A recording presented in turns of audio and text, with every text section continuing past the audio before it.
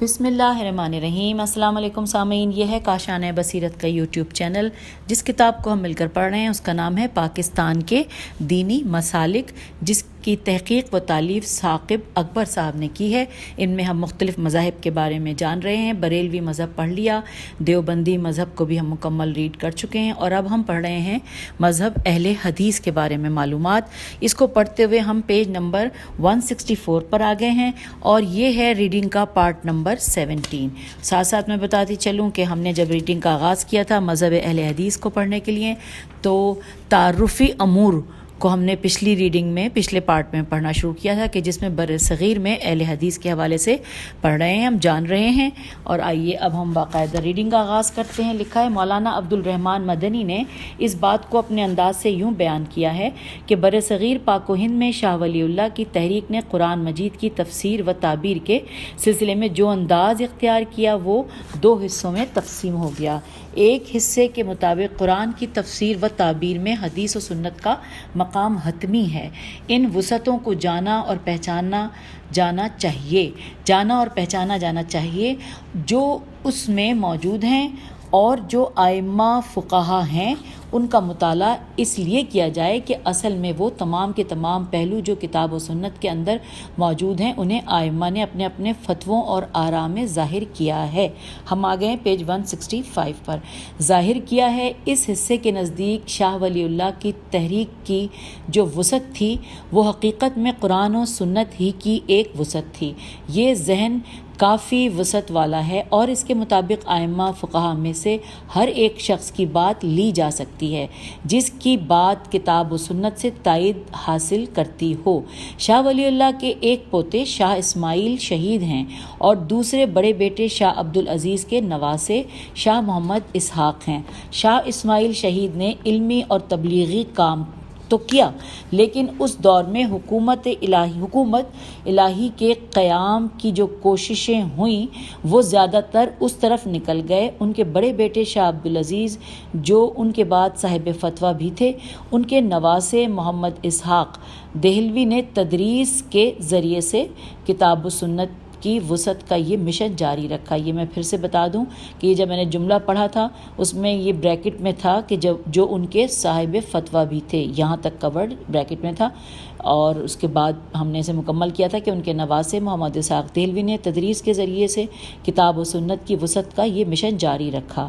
کتاب و سنت قیامت تک پیش آمدہ تمام مسائل کو حل کرتی ہے۔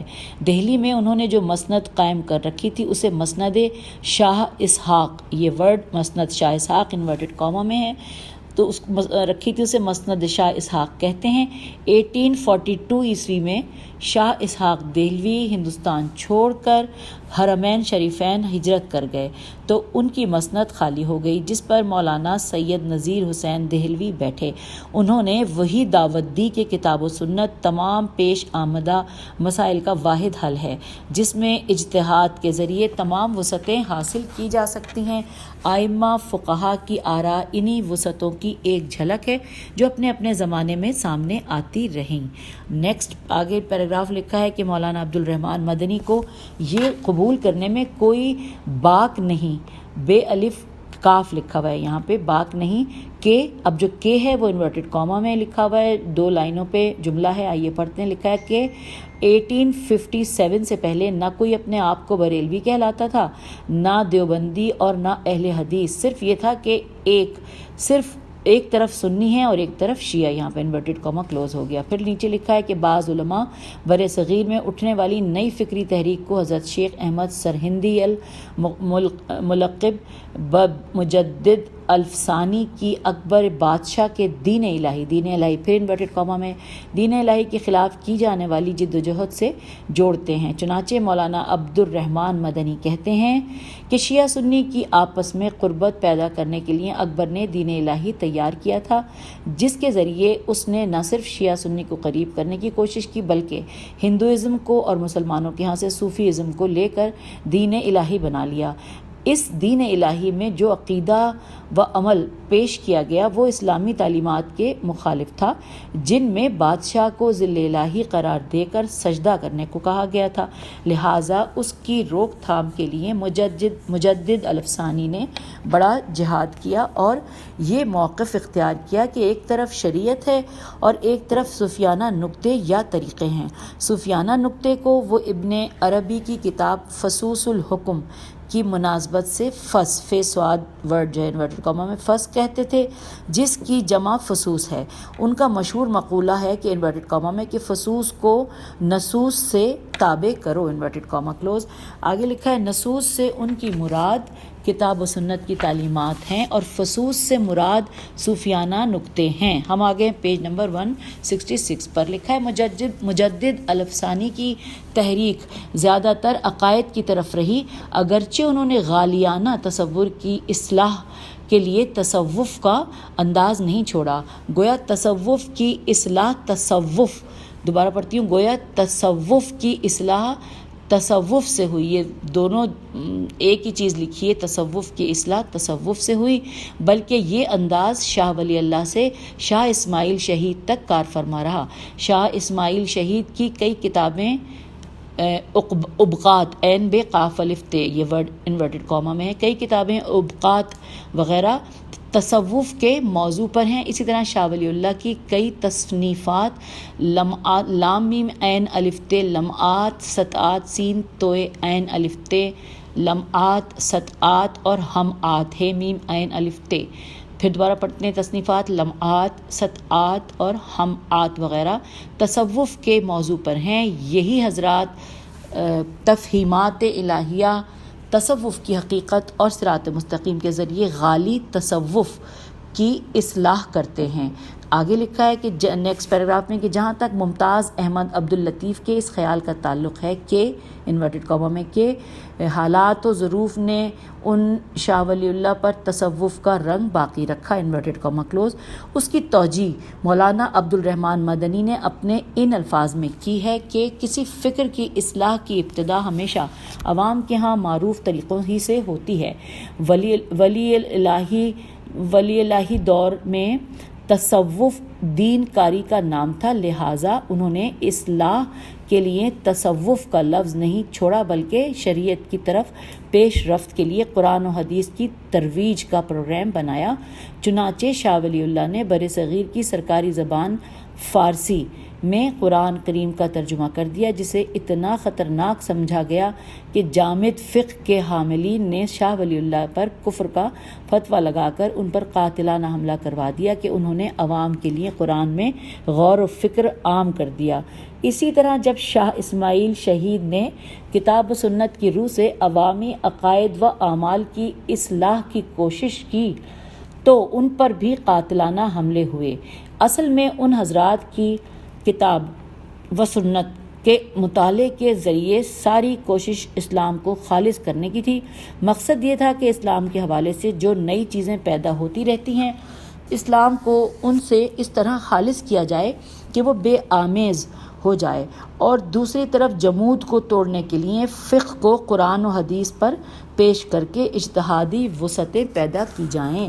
حاصل یہ ہے کہ شاہ ولی اللہ کے خوشہ چینوں نے دو انداز اختیار کیے، ایک تو مسند شاہ اسحاق دہلوی کے جانشین سید نذیر حسین کے ذریعے سے فقہ کو کتاب و سنت پر پیش کرنے کا انداز، اور دوسرا طریقہ دارالعلوم دیوبند نے اختیار کر لیا کہ فقہ حنفی، یہ انورٹڈ کاما میں لکھا ہے کہ فقہ حنفی ہی کتاب و سنت کے مطابق ہے۔ آئیے اب اگلے پیراگراف میں لکھا ہے کہ تاہم حافظ ابتسام الہی ظہیر اس رائے سے متفق نہیں ہیں۔ انہوں نے اس سلسلے میں اپنی رائے کا اظہار ان الفاظ میں کیا، یہ پڑھتے ہیں، کہتے ہیں کہ آغاز اسلام میں مسلمان کتاب و سنت کے متون میم تے واو نون سے استفادہ کرتے تھے۔ اب یہ جو میں نے ہجی کی ہے میم تے واو نون، اس کو مجھے پڑھنا نہیں آ رہا اور آپ لوگ مجھ سے بہتر سمجھ سکتے ہیں، آپ اس کو بہتر سمجھ لیجئے اور پڑھ لیجئے۔ استفادہ کرتے اور کسی بھی تقلیدی گروہ کا وجود نہ تھا۔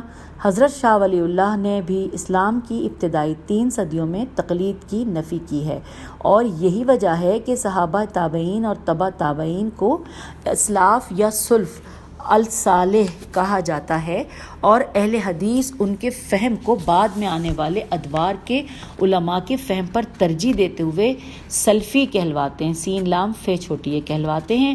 اس لیے اہل الرائے سے عرصہ پیشتر اہل حدیث یعنی قرآن و سنت سے براہ راست استفادہ کرنے والوں کا گروہ موجود تھا۔ ہم آ گئے ہیں پیج نمبر 167 پر، ہیڈنگ ہے امتیازات۔ لکھا ہے یہیں سے برصغیر میں اہل حدیث اور احناف، الف ہے نون الف فے، احناف کی الگ الگ تاریخ کا آغاز ہوتا ہے۔ اس کا پس منظر مولانا عبد الرحمن مدنی کے نزدیک کچھ یوں ہے، آئیے پڑھتے ہیں۔ لکھا ہے مولانا سید نذیر حسین دہلوی مدرسہ دیوبند کی تشکیل سے 25 سال قبل 1842 عیسوی میں مسند شاہ محمد اسحاق پر بیٹھے۔ ان کے توسط سے کتاب و سنت کی وسعتوں کا جب یہ نقطہ نظر پھیلنے لگا تو برصغیر کے حنفی مدرسہ دیوبند میں پڑھایا جانے والا ایک نصاب صرف فقہ حنفی پر مشتمل تھا، جس کے ساتھ اس کے اصول بھی تفصیل سے پڑھائے جاتے تھے۔ یہ اصول فقہ حنفی کی تائید کے لیے اس طرح استعمال کیے جاتے کہ ان کے ذریعے یہ ثابت کر دیا جائے کہ فقہ حنفی ہی کتاب و سنت کی راجے ریم الف جیم ہے راجے ترین تعبیر ہے۔ نیکسٹ پیراگراف میں لکھا ہے کہ جبکہ مسند شاہ محمد اسحاق کے جانشین سید نذیر حسین دہلوی کا انداز یہ تھا کہ جب تدریس حدیث میں فقہ حنفی کے مسائل زیر بحث آتے تو یہ واضح کرتے کہ بہت سے مسائل کتاب و سنت کے مطابق نہیں ہیں۔ یہی کام تحریر کے ذریعے سے نواب صدیق حسن خان نے کیا۔ وہ بھوپال کی ملکہ کے شوہر تھے۔ انہوں نے علماء کی ایک بڑی تعداد بھی اکٹھی کر رکھی تھی۔ جو وہ لکھتے اس میں یہی انداز اختیار کیا جاتا تھا کہ کتاب و سنت کا اجتہاد و دیگر فقہوں میں بھی حاوی ہے، یا بالفاظ دیگر بہت سے مسائل میں فقہ حنفی مرجوح ہوتی ہے، میم رے جیم واو ہے، مرجوح ہوتی ہے۔ پھر نیکسٹ پیراگراف میں لکھا ہے کہ اہل حدیث کے دیگر مسالک سے امتیازات کو حافظ ابتسام الہی ظہیر اپنے الفاظ میں یوں بیان کرتے ہیں کہ براڈ بیس پر اگر بات کریں تو امت مسلمہ میں 6 مسالک پائے جاتے ہیں۔ انہی 6 مسالک میں ذیلی مسالک بھی آ جاتے ہیں۔ 4 مسالک وہ ہیں جو سنی مسلک کے تقلیدی مکاتب فکر یعنی اسکول آف تھاٹ سے تعلق رکھتے ہیں۔ ان میں مالکیہ، حنفیہ، شافعیہ اور حنابلہ نون الف بے لام ہے شامل ہیں، اور ان کے علاوہ ایک شیعہ مسلک ہے جو تقلیدی صورت میں ہے۔ وہ سمجھتے ہیں کہ 12 ائمہ معصومین ہیں۔ ان 5 مسالک کے علاوہ چھٹا مسلک اہل حدیث ہے۔ اس کا مجموعی طور پر امتیاز دیگر مسالک سے یہ ہے کہ دیگر تمام مسالک چاہے وہ اہل سنت میں ہوں یا اہل تشیع میں، ان کے ہاں کسی نہ کسی امام یا اماموں کے ایک گروہ کی رائے کی روشنی میں دین کو سمجھنا واجب ہے۔ اگر واجب نہیں تو کم از کم اسے وہ مستحب کے درجے پر ضرور سمجھتے ہیں۔ ہم آگے ہیں پیج 168 پر، مستحب کے درجے پر ضرور سمجھتے ہیں، اگرچہ عمومی طور پر واجب ہی سمجھتے ہیں، لیکن جو دین کی انٹرپریٹیشن یا تعبیر دونوں نے کی ہے ان کے نزدیک حجت کی حیثیت رکھتی ہے، جبکہ مسلک اہل حدیث اس اعتبار سے جداگانہ سوچ کا حامل ہے۔ مسلک اہل حدیث کا نقطہ نظر ہے کہ حضرات صحابہ کرام رضوان اللہ علیہم اجمعین، تابعین کرام یا تبع تابعین اعظام کے جو سلف الصالحین کی پہلی 3 نسلیں ہیں، وہ کسی تقلیدی اسکول آف تھاٹ کے براہ راست پیرو نہیں تھیں، بلکہ ان کے سامنے قرآن حکیم کی آیات یا احادیث طیبہ کی نصوص تھیں۔ ان کے معنی پر وہ اپنے اعمال کی بنیاد رکھتے تھے۔ مسلک اہل حدیث یہ ہے کہ اگر کسی مسئلے میں اختلاف ہو جائے تو اس میں وہ حضرات صحابہ کرام رضوان اللہ علیہم اجمعین کے فہم میں جسے نصوص کی دلیل سے اقرب پاتے ہیں اسے اختیار کر لیتے ہیں۔ جس نے اپنی بات کی تائید میں کسی نص صریح کو صادر یہ پیش کیا ہے تو اسے اہمیت دیتے ہیں، اور اگر مسئلہ اجتہادی نوعیت کا ہو تو پھر قرآن و سنت کے متون میں میم تے واو نون میں اس کے نظائر کو ڈھونڈتے ہیں، اور اگر کوئی نظریہ نہ ملے تو پھر اس میں کسی ایک کی رائے کو اہمیت دیتے ہیں۔ اس کی ایک مثال پیش کرتا ہوں کہ رضاعت رضاعت کبیر کے مسئلے پر اہل حدیث حضرت عائشہ رضی اللہ عنہا کی رائے پر دیگر صحابہ رضوان اللہ علیہم کی رائے کو اہمیت دیتے تھے، کیونکہ وہ اقرب الی النص ہے، جیسا کہ قرآن میں آیا ہے۔ اور قرآن میں جو آیا ہے یہ حوالہ بھی میں ساتھ ساتھ بتا دوں حواشی میں سے، کہ سورہ بقرہ کی آیت نمبر 233، اور اس کا ہم ترجمہ پڑھ رہے ہیں کہ ماؤں کو چاہیے کہ وہ بچوں کو 2 سال کامل دودھ پلائیں۔ پھر نیچے لکھا ہے حضرت عائشہ صدیقہ رضی اللہ عنہا سالم کے واقعے کی وجہ سے رضاعت کبیر کی قائل تھیں، لیکن رسول اللہ صلی اللہ علیہ وآلہ وسلم کے دیگر صحابہ رحمۃ اللہ کی نظر میں یہ ایک استثنائی استثنائی واقعہ تھا، اس لیے اس کو عمومیت نہیں دی جانی چاہیے۔ بنیادی طور پر اگر صحابہ کرام رضی اللہ میں کسی مسئلے میں اختلاف ہو جائے تو اس کی نظیر قرآن و سنت میں موجود ہو تو اسے اختیار کیا جائے، اور اگر اہل بیت عین زوی الف میم اعظام امہات المومنین اور مہاجرین و انصار کے درمیان اجماع ہو تو اس میں ہمارے لیے اختلاف کی کوئی گنجائش نہیں۔ اہل حدیث کا دیگر مسالک سے یہ بھی اختلاف ہے کہ باقی مسالک کے نزدیک نص نون صاد کی عدم موجودگی میں اجتہادی معاملات میں اتھارٹی رکھنے والے علماء کی آراء کو اور ماضی کے اجتہاد کو فوقیت دی جانی چاہیے۔ ہمارے نزدیک ایسے مسئلے میں جدید اجتہاد کرنے کی گنجائش اس لیے موجود ہے کہ ماضی کے اجتہادات کے زمانے میں موجود علوم کے مقابلے میں کئی نئے علوم ہمارے سامنے زیادہ بڑی تعداد میں آ چکے ہیں۔ اب ہم آ گئے ہیں پیج نمبر 169 پر، اور یہاں پر ہیڈنگ ہے بر صغیر میں اہل حدیث کا جماعتی تشخص۔ ہندوستان میں اہل حدیث نے 1906 میں باقاعدہ ایک جماعت کی شکل اختیار کی۔ یہ وہی سال ہے جب آل انڈیا مسلم لیگ کی بھی بنیاد رکھی گئی۔ البتہ اہل حدیث جماعتی شکل گیری کی اپنی تاریخ کو شاہ اسماعیل شہید سے شروع کرتے ہیں۔ اس کی ایک وجہ ان کے افکار ہیں، جن کا باقاعدہ اظہار ان کی کتاب تقویۃ الایمان سے ہوتا ہے۔ مولانا عبد الرحمن مدنی کے بقول، جسے دنیا بھر کے اہل حدیث اور سلفی حضرات اپنے عقائد کی بنیادی کتابوں میں سے تسلیم کرتے ہیں، اور دوسری وجہ ان کا جماعتی صورت میں جہاد کے لیے قیام ہے۔ چنانچہ ممتاز احمد عبد اللطیف کہتے ہیں کہ لیکن ان یعنی بریکٹ میں لکھا شاہ ولی اللہ کی مسائی میم سین الف عین چھوٹی ہے مسائی جمیلہ اور تقلید شخصی کے بجائے ابو حنیفہ اور امام شافعی کے فقہی اقوال میں جمع و تطبیق تطبیق کی دعوت سے برصغیر میں عمل بالکتاب والسنت کی بنیاد پڑ گئی۔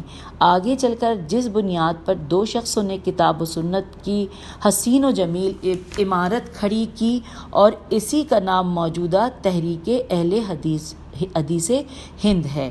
اچھا، اب یہاں پر بریکٹ میں لکھا ہے 1، تو آئیے ہم پڑھتے ہیں 1 سے ان کا کیا مراد ہے۔ لکھا ہے پہلی شخصیت شاہ محمد اسماعیل شہید، بریکٹ میں لکھا ہے شین 1831 عیسوی کی، کہ جو شاہ ولی اللہ محدث دہلوی کے پوتے ہیں، اور جنہوں نے دہلی، لکھنؤ اور سرحد کشمیر کے در و بام میدانی علاقوں اور سنگلاخ پہاڑوں پر جہاد کا نعرہ بلند کرنے کے ساتھ وہاں کے باسیوں کے اندر کتاب و سنت کی روح پھونک دی۔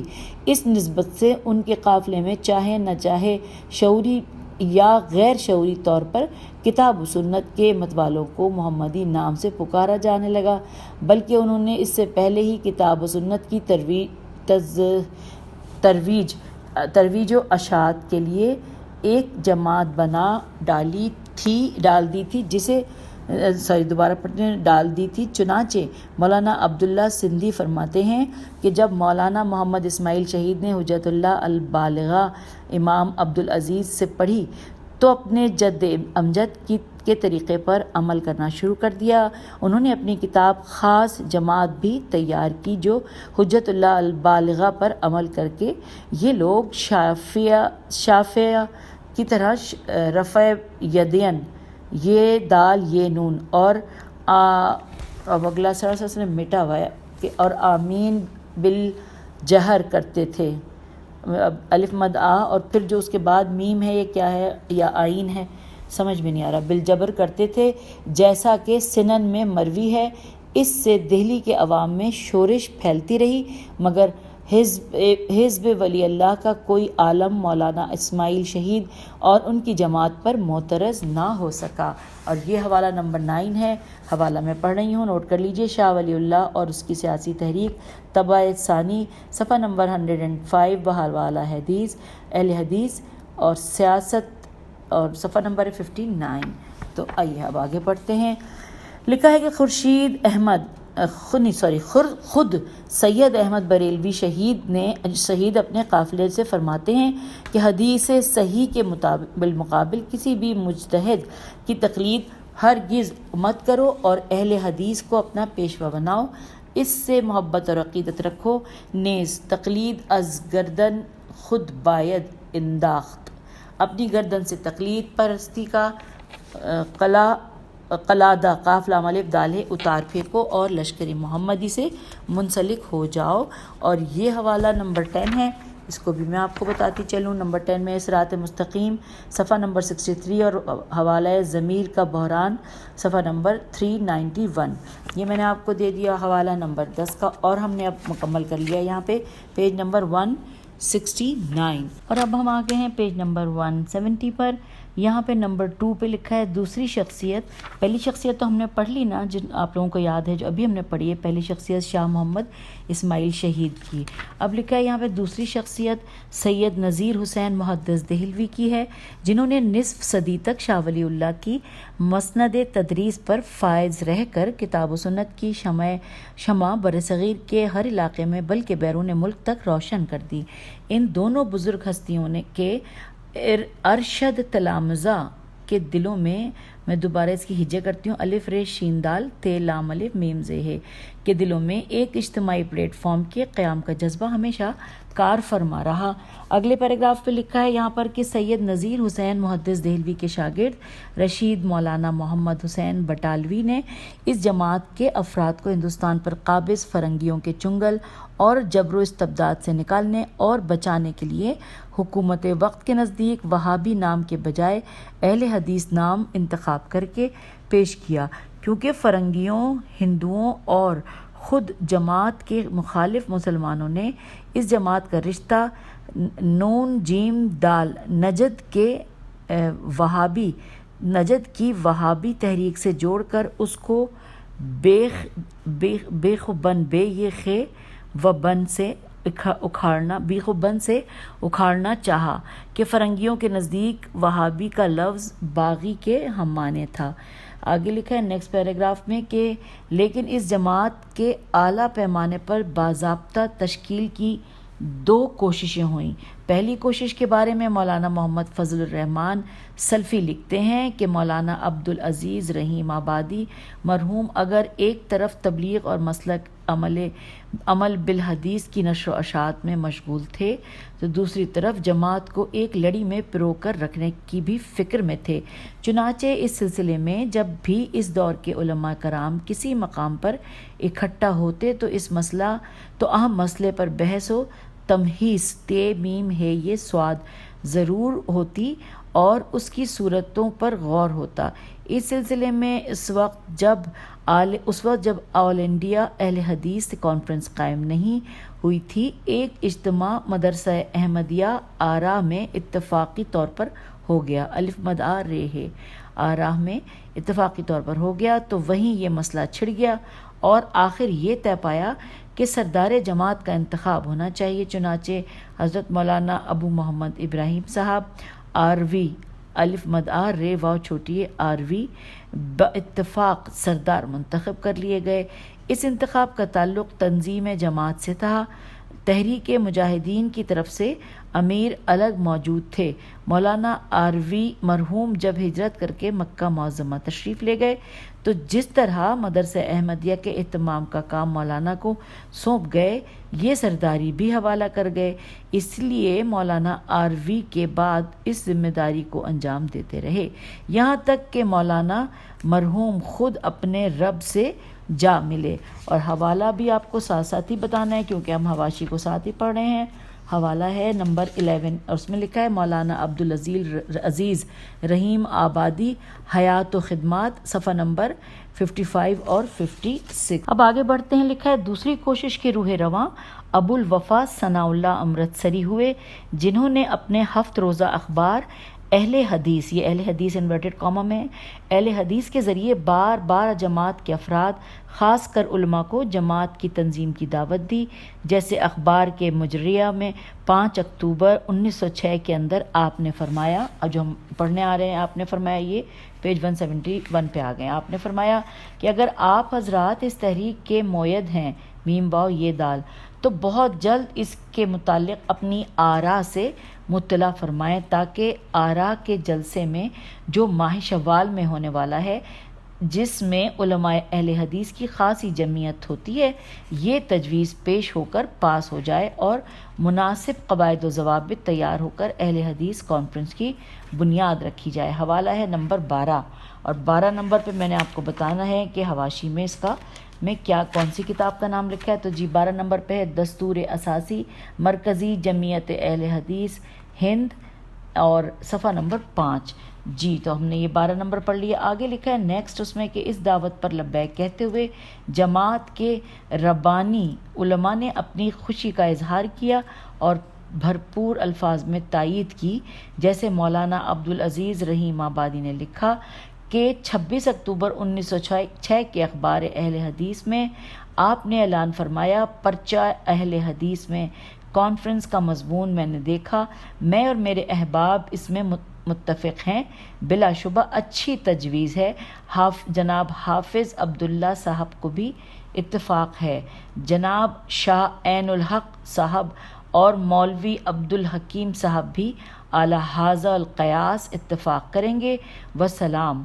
بس اب وسلام کے بعد جو ہے وہ 13 نمبر آ گیا۔ اب 13 نمبر پہ کیا آ گیا، یعنی کہ 13 نمبر پہ ہم نے دیکھنا ہے کہ حوالہ کیا ہے، اور حوالہ میں آپ کو ساتھ ساتھ بتا رہی ہوں۔ 13 نمبر کا حوالہ ہے اہل حدیث 14 دسمبر 1906 بحوالہ مولانا عبدالعزیز رحیم آبادی حیات و خدمات، صفحہ نمبر 55 اور 56۔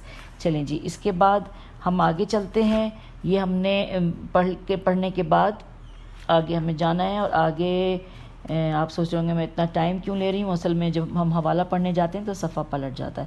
اس کے بعد لکھا ہے کہ اس طرح جماعت کی باضابطہ تنظیم و تشکیل کے لیے جب ہر طرف سے تائید ہوئی تو اس کے لیے مدرسہ احمدیہ آراء کے مذاکرہ علمیہ کے جلسے کو مناسب سمجھا گیا، جو 22-23 دسمبر 1906 عیسوی کو منعقد ہونے والا تھا۔ چنانچہ مولانا فضل الرحمن سلفی لکھتے ہیں کہ 22 اور 23 دسمبر 1906 جلسہ مذاکرہ علمیہ کے انعقاد کی تاریخ مقرر ہوئی تھی۔ اس موقع پر ہندوستان کے تمام چوٹی کے علماء اہل حدیث کا اجتماع ہوا اور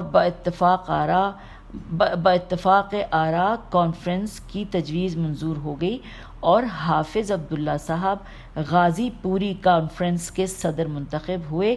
اسی مجلس میں پورے ہندوستان میں تنظیم جماعت کی ذمہ داری 3 افراد پر ڈالی گئی ہے، جس کے میر کارواں مولانا عبدالعزیز رحیم آبادی مرحوم تھے۔ باقی 2 افراد مولانا ثناء اللہ صاحب اور مولانا محمد ابراہیم صاحب سیالکوٹی تھے۔ اچھا اب یہ جو بات آپ کے ساتھ شیئر ہوئی ہے اس کا بھی حوالہ ہے، جی حوالہ ہے مولانا عبدالعزیز رحیم آبادی حیات و خدمات، صفحہ نمبر 59۔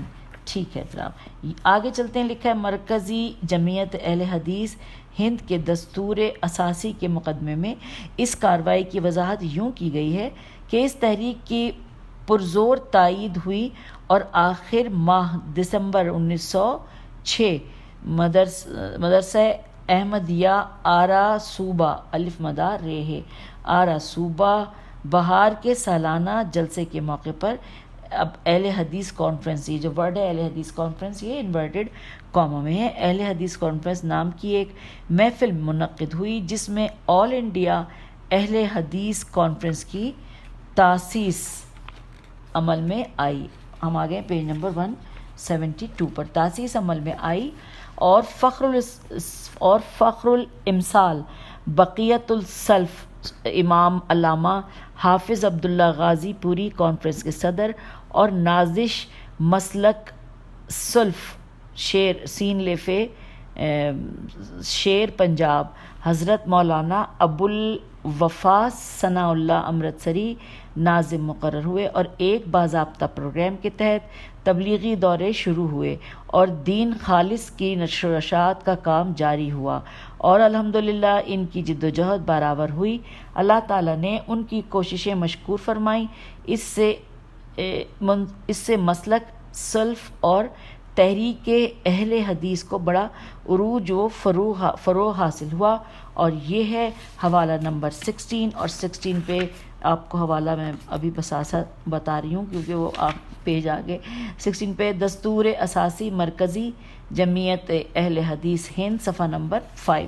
چلیں جی یہ بھی ہم نے پڑھ لیا۔ اس کے بعد پھر آگے لکھا ہے کہ دعوت کا کام جلسہ مذاکرہ علمیہ اور آل انڈیا اہل حدیث کانفرنس کے پلیٹ فارم سے عوامی سطح پر ہوتا رہا، لیکن شومی قسمت کے مدرسہ احمدیہ آرا جو جماعت کا سب سے پہلا باضابطہ علمی ادارہ 1880 میں قائم ہوا تھا، ناگفتہ بے حالات کی بنا پر بند ہو گیا۔ مولانا عبدالعزیز رحیم آبادی نے اسے دربھنگا دال رے بے دو چشمی ہے نون گاف ہے دربھنگا منتقل کر کے احمدیہ سلفیہ میں ضم کر دیا، جو آج تک دارالعلوم احمدیہ سلفیہ لہریہ سرائے دربھنگا کے نام سے علمی فریضہ انجام دے رہا ہے۔ ساتھ ہی سلف کے یادگار مذاکرہ علمیہ کا جو جلسہ آرا میں ہوا کرتا تھا اور وہ بھی یہاں منتقل ہو کر دعوت کا فریضہ انجام دینے لگا۔ پھر لکھا ہے کہ جس کا جلسہ آج بھی ہر 3 سال پر ہوا کرتا ہے۔ نیکسٹ پیراگراف میں لکھا ہے مولانا عبدالعزیز رحیم آبادی کو دہلی کی جماعت کے اکابر تجار سے بڑے گہرے تعلقات تھے۔ دوبارہ پڑھتی ہوں، مولانا عبدالعزیز رحیم آبادی کو دہلی کی جماعت کے اکابر تجار سے بڑے گہرے تعلقات تھے، جن میں جناب عبد الرحمن اور عطاء الرحمن برادران خاص طور پر قابل ذکر ہیں۔ مولانا نے ان کے سامنے ولی میں جماعت کے ایک مرکزی ادارے کے قیام پر زور دیا کہ وفات 1918 کے بعد دبئی کے محلہ ہندوارہ میں دارالحدیث رحمانیہ کے نام سے 1921 عیسوی میں قائم ہوا۔ اب اس کے بعد ہم اگلے پیراگراف کی طرف چل رہے ہیں۔ لکھا ہے کہ اس تیز گامی سے جماعت کے دعوتی اور علمی کام بھرپور طریقے پر انجام پاتے رہے کہ 1947 میں ملک 2 حصوں میں تقسیم ہو گیا۔ ملک کی ہر چیز ٹوٹ پھوٹ کر بکھر گئی، انسانی جانوروں کی ہلاکت و بربادی کے ساتھ اداروں اور تنظیموں کی بنیادیں بھی ہل گئیں اور برسوں اس کے اندر استقرار نہ آیا۔ اچھا جی اس کے بعد آگے چلتے ہیں کہ تحریک اہل حدیث بھی بدیہی طور پر بے دال یہ ہے چھوٹی طور پر اس تاریخ عمل کا بری طرح شکار ہوئی۔ تحریک کے بانی اور مناظر قائد ابو الوفا ثناء اللہ کا پریس اکلوتا بیٹا عطاء اللہ، کتب خانہ اہل حدیث، اخبار، سب کچھ فسادیوں کی نظر ہو گیا۔ مدرسہ دارالحدیث رحمانیہ جو تحریک کا مرکزی ادارہ تھا وہ بھی بند ہو کر غیروں کے قبضے میں چلا گیا اور اس کا کتب خانہ جامعہ ملیہ دہلی کو منتقل ہو گیا۔ اچھا پھر لکھا ہے محدث وقت شمس الحق ڈیانوی ڈال یہ الف نون واو چھوٹی ڈیانوی کی حویلی میں علاقے کے مسلمانوں نے پناہ لی۔ ان کے کتب خانے کے اوراق کو پناہ گزینوں نے اپنے پیٹ کی آگ بجھانے کے لیے بطور جلا وطن استعمال کیا۔ باقی ماندہ سرمایہ بعد میں چل کر پتہ چلا کہ باقی ماندہ سرمایہ بعد میں چل کر پتہ چلا کہ پٹنہ کی خدا بخش لائبریری کا حصہ بنا۔ پتہ نہیں اس طرح کے کتنے زخم جماعت کو لگے۔ زخم بھرتے بھرتے برسوں لگ گئے کہ علامہ عبدالوہاب آروی کی رہنمائی میں تحریک کے غیور علماء نے ان ٹوٹے دلوں، زخم خوردہ سینوں اور بکھرے دانوں کو سمیٹنے کی کوشش کی۔ ہم آ گئے ہیں پیج 173 پر۔ بکھرے دانوں کو سمیٹنے کی کوشش کی۔ آل انڈیا اہل حدیث کانفرنس کا اجلاس ہونا شروع ہوا، جس میں 1961 کے 9 گڑھ کا اجلاس کے 9 گاف ڈال ہے کا اجلاس جماعت کی نشاط ثانیہ کے لیے سنگ میل ثابت ہوا۔ اس کی قراردادوں کا سب سے عمدہ ثمرہ جامعہ سلفیہ بنارس ہے، جس کی بنیاد 1963 میں پڑی اور تعلیم کا آغاز 1966 میں نے پہلے کیا پڑھا تھا 1963 جی، اور اس میں بنیاد پڑی اور تعلیم کا آغاز 1966 میں ہوا۔ کانفرنس کے مختلف اجلاسوں میں جماعتی تنظیم کے لیے لائحہ عمل مرتب کیا گیا، دعوتی اور علمی کاموں کے فروغ کے لیے کوششیں کی گئیں۔ وقت کے تقاضے کو ملحوظ خاطر رکھتے ہوئے اس کانفرنس کو مرکزی جمعیت اہل حدیث ہند کا نام دے دیا گیا۔ جمعیت کے دستور اساسی کے مقدمے میں درج ہے، اب جو نیچے لکھ رہے ہیں پڑھ رہے ہیں ہم، کہ تنظیم اور تسہیل کار کے لیے گاہے بگاہے یہ ضرورت محسوس ہوتی رہی کہ دستور جمعیت میں ضروری حذف و اضافہ یا ترمیم ہو۔ اسی ضرورت کے پیش نظر آل انڈیا اہل حدیث کانفرنس کے اجلاس ہائے مجلس عاملہ منعقدہ 18 سے 20 جنوری 1957 بمقام دہلی۔ اجلاس منعقدہ 24 سے 26 نومبر 1962 عیسوی بمقام دہلی۔ اجلاس منعقدہ 30 اگست 1971 بمقام بنارس، اور اجلاس منعقدہ 12 اور 13 اپریل 1977 بمقام دہلی میں کئی بار ترمیمات پیش ہو کر منظور ہوئیں۔ اس دوران آل انڈیا اہل حدیث کانفرنس کو مرکزی جمعیت اہل حدیث ہند، یہ انورٹڈ کاما میں ورڈ تھا، مرکزی جمعیت اہل حدیث ہند سے موسوم کیا گیا اور انہی خطوط پر کام چلتا رہا۔ حوالہ ہے 17 اور نوٹ کر لیجئے 17 پہ ہے دستور اساسی مرکزی جمعیت اہل حدیث ہند، صفحہ نمبر یہ ہے 6۔